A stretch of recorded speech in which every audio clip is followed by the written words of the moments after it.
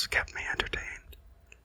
I have been listening to ASMR for a little less time than that. I'd say roughly 6-ish years. And one thing that has been in the back of my head for a long time is, hey, what if I do an ASMR channel and Magic the Gathering and combine the two, you know? I also went to school for music, so I happen to have all the gear already. So it's pretty easy for me to set this up and then try this out. And then eventually I'm like, you know what, let's try this out. So this is an experiment into this all, so hopefully it turns out good and people like it. If you have stumbled across this channel, welcome. I hope that this is relaxing for you, or at least entertaining. I am not exactly sure how this channel is gonna turn out. I have some ideas for interesting videos in the future, but if you like what you see, or if you have cool ideas for me to try out, definitely interested in hearing it. Comments down below, I guess this way. So I think let's get started with the video proper. I have, for your consideration, a booster pack.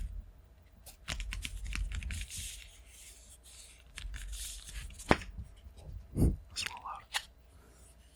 I'm gonna try my best with, this whole thing, so I'm not exactly sure all the proper techniques yet, but anyways, booster pack of Magic the Gathering, Lorwyn, Eclipsed, so play booster. I've been sitting on this for a while, so I'm excited to see what is in it. Yeah, so I think let's crack this open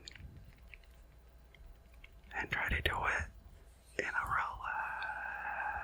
relaxing manner. I really hope I can open this without making any loud sounds. Let me try to do it more on camera.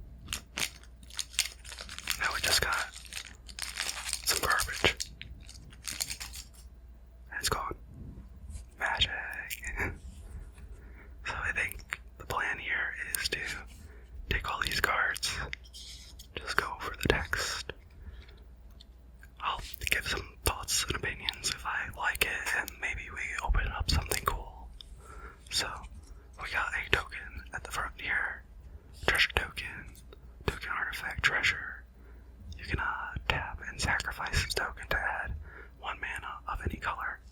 Very useful. It looks like this is something, looks like yarn in a treasure chest.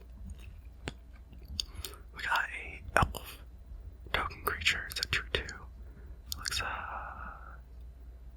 black and green elf. Again, if you need the token, it's there, but we'll set off to the side for now. And I believe there is no pack trick, if I remember right from the drafts. So we're going to start with commons and work our way down.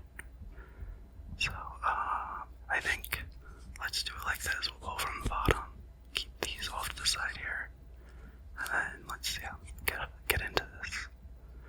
So we got Dawn Eulogist for 3 and a black creature, elf, warlock, menace, which means this creature can't be blocked except by 2 or more creatures. It is a 3/3. When this creature enters, mill 3 cards. Then if there's an elf card in your graveyard, each opponent loses 2 life, and you gain 2 life. That explains what milling is. I apologize for the glare. I will try to fix that in the future.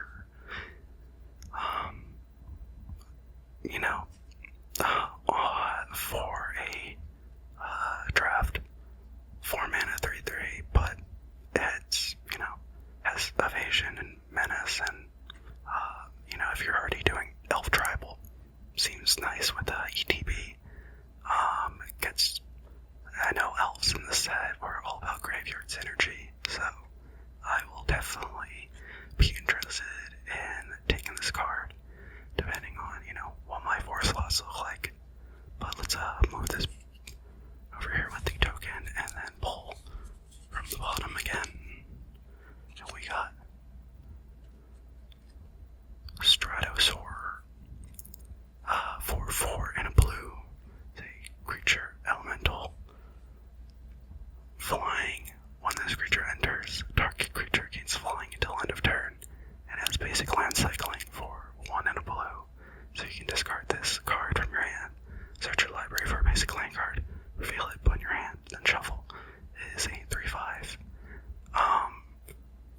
Again, I think I'd be less interested in this card compared to this one. 5 mana, 3/5 flyer is strong. It gives another creature flying. I just don't love the rate, I think. Basic land cycling is nice. So, you can use this as a quote-unquote land slot. I don't think I would. It's a little expensive for the basic land cycling, but if you need this card, it's here. If you draw into it and it's not useful to you, you can always get a land for it.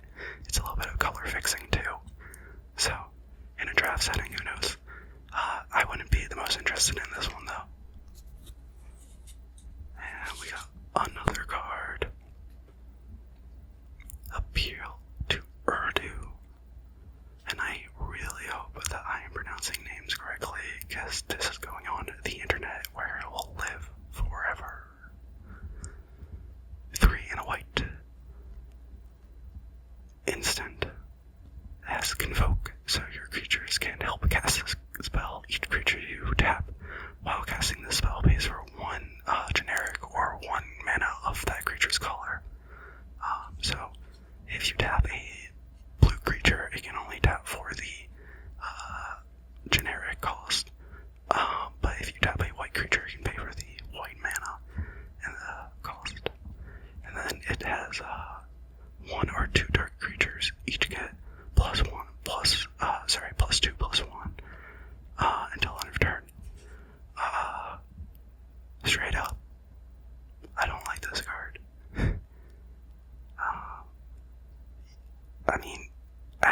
At most, let's say it's 2 creatures.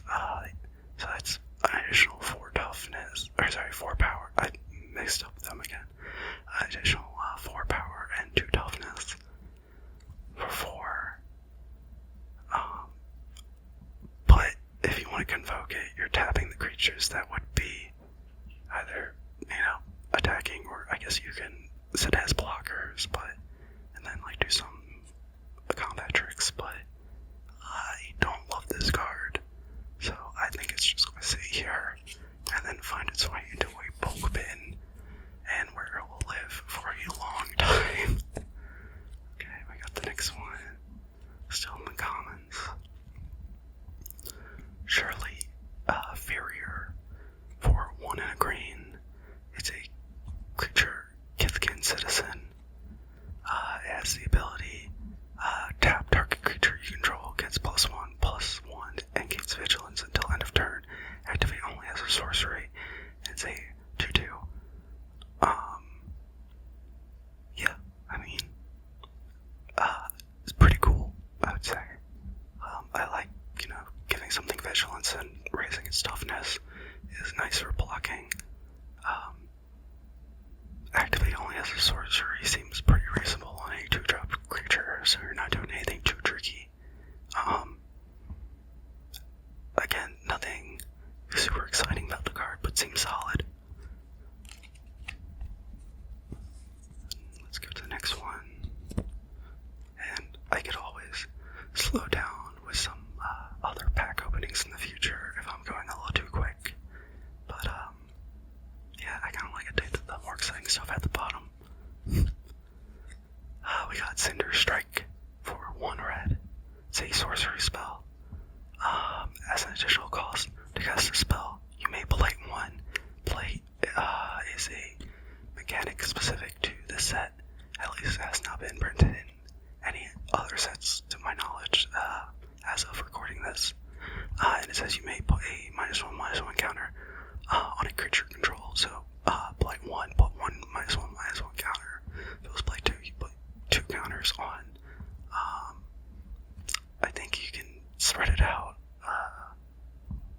Maybe if it was Blight 2, it'd say more than like a creature, but since Blight 1, I'm not exactly sure. Cinder Strike deals 2 damage to target creature. It deals 4 damage to that creature. Instead, if the spell's additional cost was paid, I like this card. For 1 mana, deal 2 damage to target creature seems reasonable. I was kind of skeptical of the play mechanic going into the set. I wasn't sure that they would make the -1/-1, like the benefits for putting on -1/-1 counters on a creature good enough for me to actually want to put it on creatures. But I was pleasantly surprised when I drafted and had a lot of fun doing Blight synergy. So it will allow you to turn on some Blight synergy, and if you do, you deal 4 damage, and this just seems like solid removal. So in a draft setting, yeah, super love this. I would be picking it, assuming, nothing better in the pack.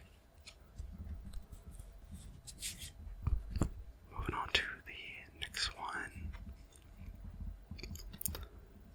Barbed Bloodletter for 1 and a black is an artifact equipment. It has flash, and it doesn't have any reminder text, but flash means that you can cast it at instant speed. When this equipment enters, attach it to a target creature you control. That creature gains weather until end of turn, and weather says it deals damage to creatures in the form of a -1/-1 counter. And the equipped creature gets +1/+2.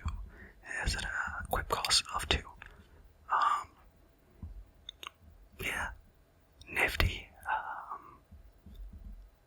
I would need to kind of see other black cards that would synergize with it, especially with the weather, because it just kind of seems like, again, with the Blight mechanic, you're kind of just helping your opponent turn on their Blight stuff, but I don't know, could be good.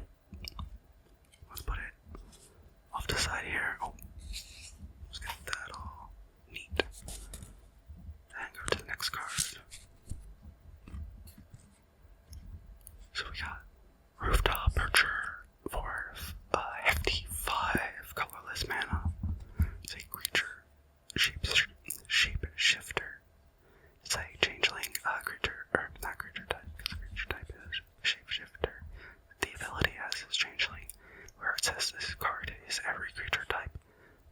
So, in addition to being a shapeshifter, it is also every other creature type in the whole of Magic the Gathering. So it's also grab. I know, this crazy looking grab. It has flying. And when this creature enters exile up to 2 target cards from graveyards, you gain 3 life. And it is a 3/3. So, 3/3 flyer, very solid. It is graveyard removal, which is significant with the elves doing a lot of graveyard stuff. The 3 life gain is nice. I don't, uber evaluate overall in the card. I think it's a pretty hefty cost for a 3/3 flyer that could help you if you're up against a deck that cares about the graveyard. But it is 5 colorless, so it kind of slots into any deck that you might be drafting. So can't really knock it too hard, but I wouldn't be too interested in this card. And then we move on to the next.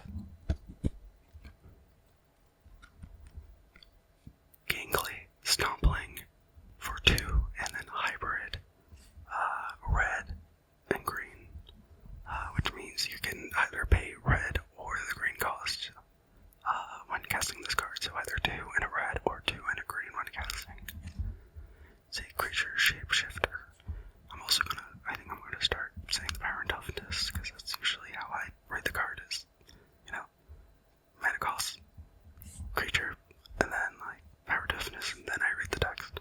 So I say 4/2, changeling, so again, like the other changeling, and has trample.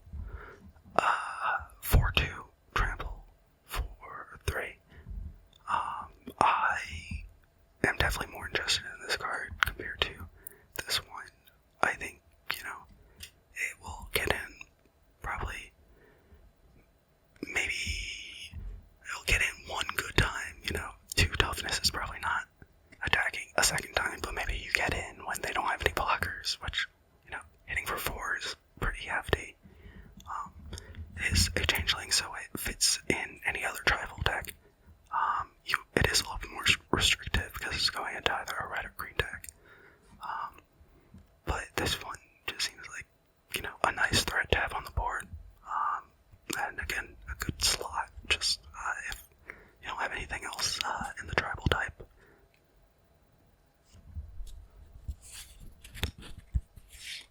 And the next card, this is our first uncommon. Giant Fall for 1 and a red. Instant. And it's a modal card, so you will choose one of the following. Target creature you control deals damage equal to its power to target creature an opponent controls. Or you can destroy target artifact. I am a big fan of valuing removal highly. I don't remember artifacts being super prevalent in the format. It was definitely a more creature focused format, but there were definitely a few artifacts that were pretty threatening, so the ability to destroy an artifact in your deck is pretty useful, and it's an option that you have. So if they don't have any artifacts, you have just regular creature removal. So it's just I think it's a bite card is what it's called. Instead of a fight card, your creature deals damage equal to its power to another creature your opponent controls, but your opponent's creature also would deal damage to your creature, so they'd be fighting each other, versus this where it's just kind of biting the creature, so it's just dealing damage to the one creature. So yeah, if they can knock off a creature off the board for 2 mana, fine by me.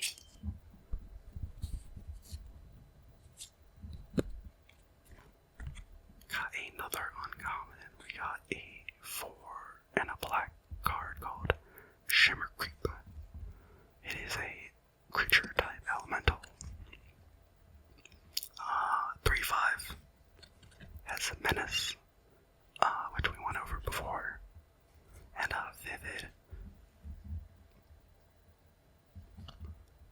Pardon me. It's Vivid as well, which is just flavor. So not a new mechanic, just kind of putting a name to something that's existed in the game for a while. When this creature enters, each opponent loses X life, and you gain X life, where X is the number of colors among permanents you control.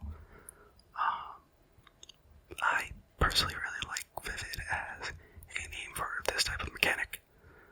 So definitely valuing, or it's a higher value card, and a deck that has 3, 4, or 5 colors. I'd say if you have 2 colors, you're playing a 2-color deck. Opponent loses 2 life and you gain 2 life. It's not crazy. Opponent loses 5 life and you gain 5 life. That is pretty significant. 5 mana for a 4 or 5 menace. 3/5. I would love to just be able to read numbers. I'm not thrilled by it, but again, I feel like, evaluating cards in a vacuum is a little tough. I would say, on the whole, every card we've seen so far is pretty bad in a constructed format, but, when they are designing cards, a majority of the cards that they are designing are for a limited format such as draft. So I think it's more interesting to, kind of judge it on that.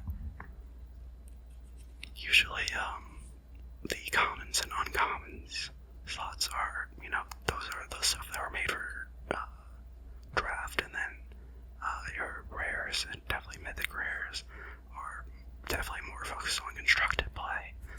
So that is definitely something to keep in mind. We are almost done with this pack. Still in the uncommons though. Let's try Dunufel, maybe. Dunufel Rhyme Speaker for 3 and a blue. He's an elemental wizard. 2/4 power toughness. Whenever you cast a spell with mana value 4 or greater, draw a card. If I remember right, the elementals in the set, which were the Izzet colors, so blue and red, cared about casting big cards. So whenever you cast a mana card with mana value 4 or greater, draw a card. This card is also a card that is 4 or greater. I like drawing cards. I would say if the archetype wasn't already meant to be casting big cards, then, I would be asking how many times you would be casting large 4 or greater cards in a draft, because usually your draft pool is made out of primarily 3 and under. But because there are cards that are supported for higher mana cost, if you're already going to be casting big stuff, might as well draw a card. Besides, it doesn't really have any other abilities that help in combat, but it is a 2/4, so it seems like a great blocker. 2 power is, can be significant when blocking other creatures. It could take stuff out. So, yeah, I'd be interested in this if I was in the archetype. Let's see, we got 1, 2, 3 cards left. Ooh, baby, I feel like that I do this right. This is a mythic rare. It's also a pretty good one. Huh. I know the other, elemental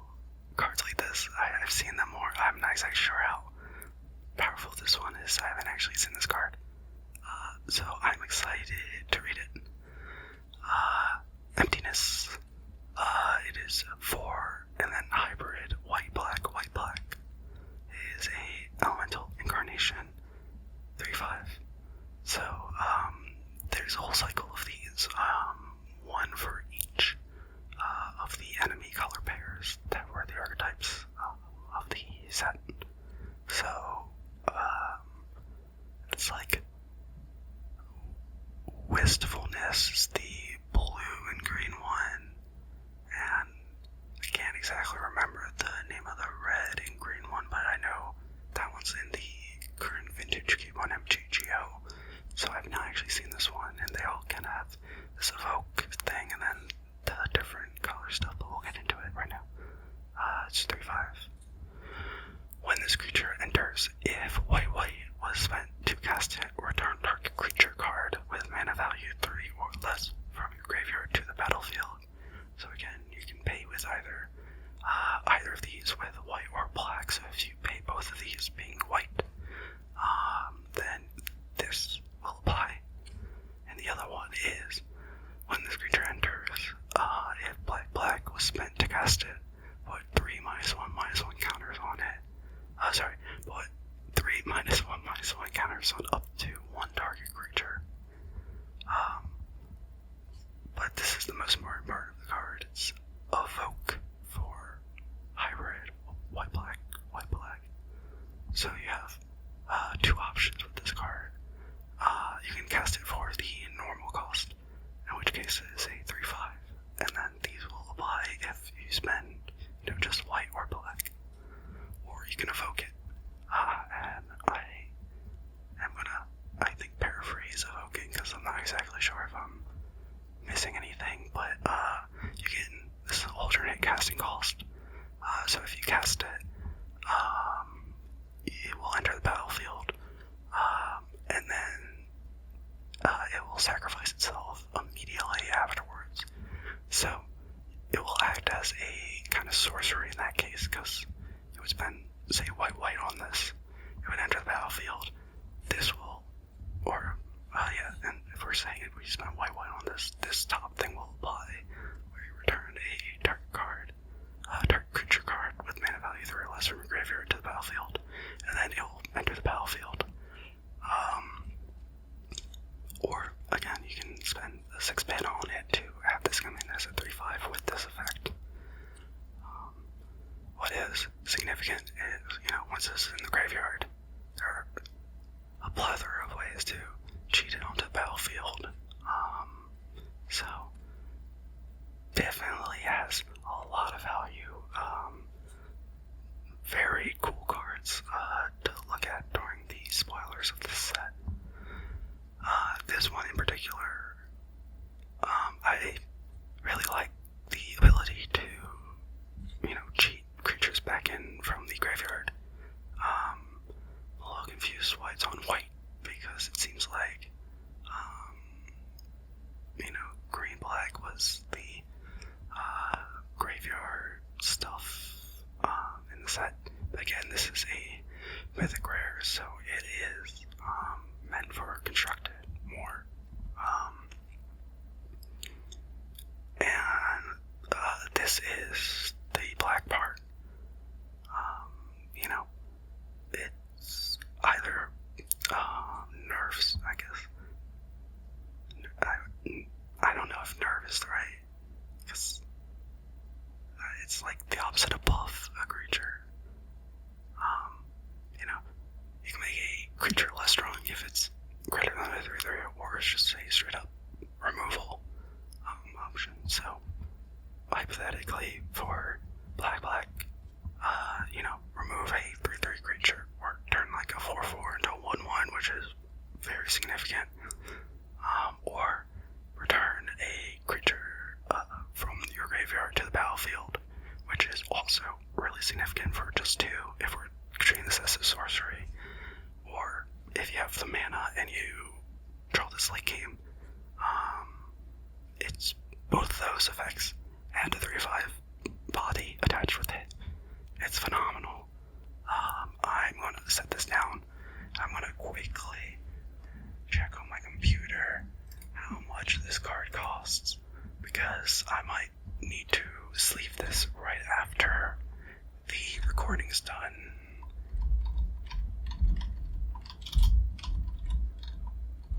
And you get maybe some computer sounds. I don't know if the mic's going to pick it up. Okay. Ready? It costs a grand total of $1.34. So huge. Let's go. And just to, for comparison, if I go to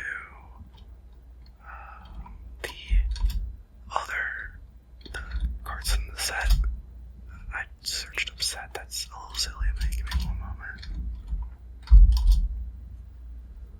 So I'm going to go down to the sort by. Yeah, it'll be at the bottom of the set number. Let's see what we got.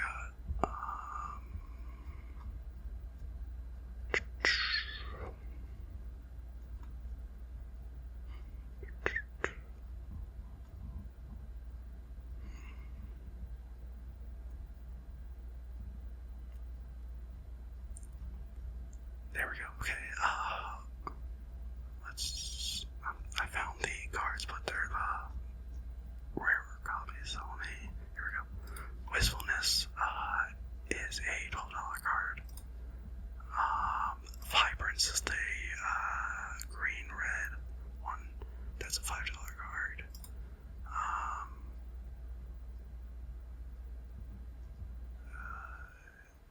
Let's see if I can spot any other one of those. There's, we've done 3. Catharsis is the red white one. That is 66 cents. And this is just the regular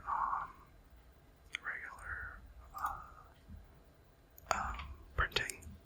And Deceit is the black blue one, and that is $6.29. So, nothing to scoff at, but $1 is not crazy. So I'm going to put it right here. And we got 2 more cards. One of them should be the foil, and then the land, I believe. So this should be a little bit quicker. Ooh, Weeping Willow. 1, and then hybrid. White, black, white, black, white, black. It's a creature, treefolk cleric with lifelink. This creature enters with 2 -1/-1 counters on it. I did the thing, I skipped the fair toughness, so I say 3/6. But it will enter as a 1/4. And then for 1, and then hybrid, white, black. Remove 2 counters from this creature. Return target creature with mana value 3 or less from your graveyard to the battlefield. Activate only as a sorcerer. Hey, it looks like this. They do like a very similar thing. Synergy. Straight up, this is a gorgeous foil. I usually don't get cool foils. This is really good. I'm gonna see if you can spot this really nice printing. And the entire card is foiled. This is a really interesting card to me. So enters as a 1/4. 4/4. If you put another 2 mana into it, it becomes a 3/6, which is a great blocker. It has lifelink too, so a great blocker that'll gain you life. What I think I'm most interested in with this card specifically is the fact that after you remove the 2 counters on it, you might think, well, you remove the 2 1/1 counters on it. Why does it have this activated ability? Well, you have the play mechanic in the set, so you can put a lot more -1/-1 counters on it, and then remove it later with upside. I would be very interested in taking this card as a build around, just because it's really, really pretty. And this just seems like a really interesting thing to work with. I would say it's maybe a little ambitious it's just, it is an uncommon, so you might find another one. But it seems like an interesting thing to, keep putting -1/-1 counters on this and removing them. Seems like an interesting way to build a deck. But yeah, no, this foil is absolutely gorgeous. We're gonna put this over here because it's my favorite. And then we got a land. Let's move it down, and then I'll pick it up. And it's a swamp. It's a basic swamp, but it's got a more full art printing. It's pretty good. It looks nice. The art in this game is really good. And we did it. It's only taken 38 minutes, but we did it. We went through a single pack of Magic the Gathering cards. If I was in a pod with myself, I would be calling slow play. Because, that'd be kind of crazy to take 38 minutes during a usual game. But I would say overall this was a very exciting pack.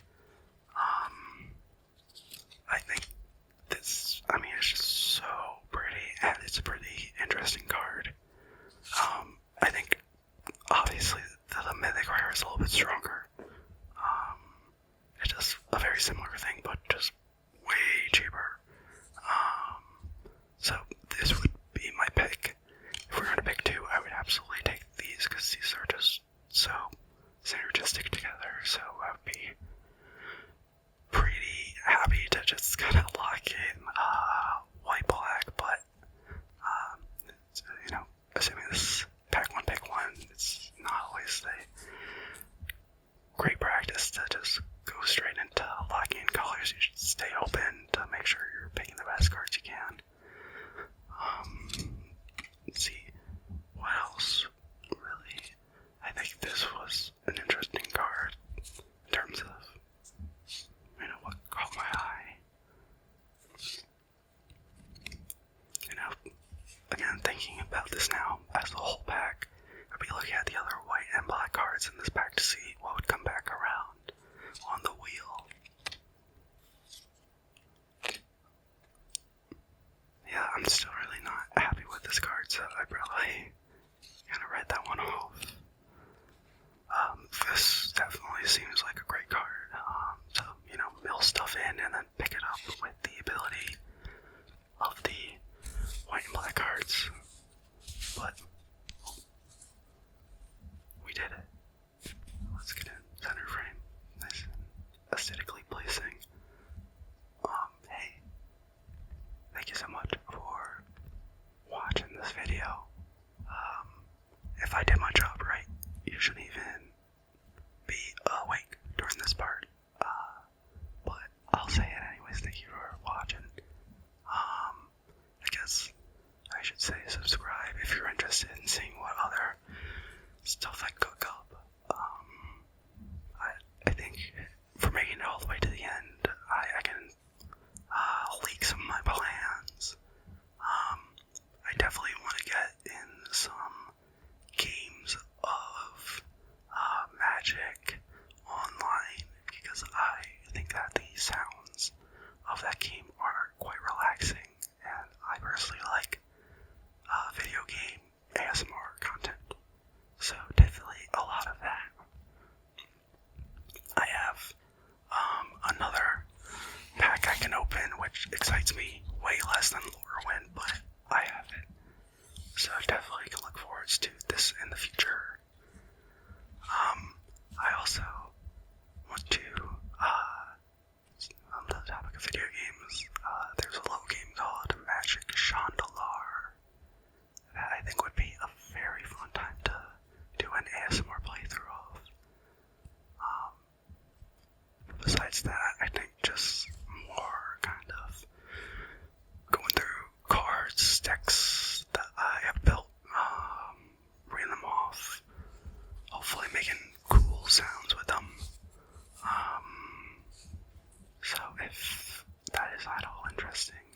subscribe. And if you know anyone who would be interested in that,